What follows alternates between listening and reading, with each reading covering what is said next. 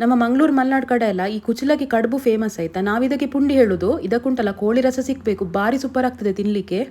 ಇದು ಹೇಗೆ ಮಾಡೋದು ಹೇಳಿದ್ರೆ, ಮಿಕ್ಸಿ ಜಾರಿಗೆ 2 ಕಪ್ ತೆಂಗಿನ ತುರಿ, 1 ಕಪ್ ನೀರು ಹಾಕಿದನ್ನು ಗ್ರೈಂಡ್ ಮಾಡಿಕೊಳ್ಳುವ. ತುಂಬ ನುಣ್ಣಗೆ ಅರಿಯುವುದು ಬೇಡ. ನಾನಿವತ್ತು ಕುಚಲಕ್ಕಿ ಬದಲು ಉಂಟಲ್ಲ ರಾಜ್ಮುಡಿ ಆರ್ಗ್ಯಾನಿಕ್ಸ್ ಅವರ ರಾಜ್ಮುಡಿ ರೈಸ್ ಯೂಸ್ ಮಾಡ್ತಾ ಇದ್ದೇನೆ. This contains high dietary fibre. Blood sugar control ಮಾಡ್ತದೆ, ಅಂದರೆ ಡಯಾಬಿಟಿಕ್ ಪೇಷಂಟಿಗೆ ತುಂಬ ಒಳ್ಳೆಯದು. ಹಾರ್ಟ್ ಹೆಲ್ತ್ ಕೂಡ ಇಂಪ್ರೂವ್ ಆಗ್ತದೆ. ಸೊ ನಾನು ಈ ಅಕ್ಕಿಯನ್ನು ಬೆಳಗ್ಗೆ ನೆನೆ ಹಾಕಿದ್ದೆ. 6 hours ಆಗಿ ನೆನೆ ಹಾಕಿ ಮಿಕ್ಸಿ ಜಾರಿಗೆ ಹಾಕಿ ತರಿತರಿಯಾಗಿ ರುಬ್ಬಿಕೊಳ್ಳುವ. ನೆಕ್ಸ್ಟ್ ಇಲ್ಲಿ ಒಂದು ಪ್ಯಾನ್ಗೆ ತೆಂಗಿನೆಣ್ಣೆ, ಸಾಸಿವೆ ಮತ್ತು ಕರಿಬೇವಿನ ಸೊಪ್ಪಿನ ಒಗ್ಗರಣೆ, ಆಗಲೇ ರೆಡಿ ಮಾಡಿಟ್ಟಂತ ತೆಂಗಿನಕಾಯಿಯ ಮಿಕ್ಸ್ಚರ್, ರುಚಿಗೆ ತಕ್ಕಷ್ಟು ಉಪ್ಪು ಮತ್ತು ಕಡ್ದುಕೊಂಡಂತ ಅಕ್ಕಿ, ಇದಿಷ್ಟನ್ನು ಹಾಕಿ ಚೆಂದ ಮಿಕ್ಸ್ ಮಾಡ್ಕೊಳ್ಳುವ. ಲೋ ಫ್ಲೇಮಲ್ಲಿ ಇಟ್ಟು ಕೈ ಆಡಿಸ್ತಾ ಬರಬೇಕು. ಈ ಥರ ಹದಕ್ಕೆ ಬಂದ ಮೇಲೆ ಉಂಟಲ್ಲ ಒಂದು 10 ನಿಮಿಷ ತಣಿಲಿಕ್ಕೆ ಬಿಡಿ. ತಣ್ಣ ಮೇಲೆ ಚಂದ ಉಂಡೆ ಕಟ್ಟಿಕೊಳ್ಳೋದು. ನನಗೆ ಕುಚಲಕ್ಕಿ ಕಂಪೇರ್ ಮಾಡಿದರೆ ಈ ರಾಜ್ಮುಡಿ ರೈಸ್ ತುಂಬ ಇಷ್ಟ ಆಯಿತು. ಯಾಕೆ ಹೇಳಿದರೆ ಈ ಥರ ಉಂಡೆ ಕಟ್ಟಿಕೊಳ್ಳುವಾಗ ಬ್ರೇಕ್ ಆಗೋದಿಲ್ಲ ಮತ್ತು ತಿನ್ನುವಾಗ ಉಂಟಲ್ಲ ತುಂಬ ಸಾಫ್ಟಾಗಿ ಬರ್ತದೆ. ಟೇಸ್ಟ್ ಕೂಡ ಅಷ್ಟೇ ಚೆಂದ ಇರ್ತದೆ.